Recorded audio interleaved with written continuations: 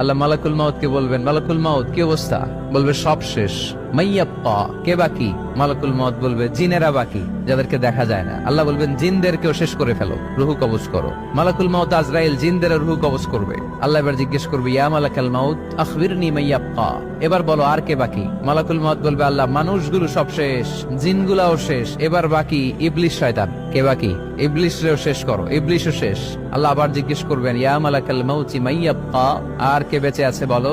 মালাকুল মাউত বলবে, আল্লাহ আপনার কথা অনুযায়ী পৃথিবীর সব মানুষের রুহু কবজ করলাম, সব জিনদের রুহু কবজ করলাম, ইবলিসের রুহু কবজ করলাম, এখন আছে শুধু ফেরেশতা। আছে কারা? যাও ফেরেশতাদের রুহু কবজ করো। ফেরেশতাদের রুহু কবজ হয়ে যাবে। এবার আল্লাহ জিজ্ঞেস করবেন, ইয়া মালাকাল মাউত আখবিরনি মাইয়াব্বা। মালাকুল মাউত বলবে, আল্লাহ আপনার কথা মতো ধরে ধরে সব শেষ, ফেরেশতাও শেষ, 4 জন ছাড়া। কয়জন ছাড়া? জোরে বলেন, কয়জন ছাড়া? ইসরাফিল, জিব্রাইল, মিকাইল,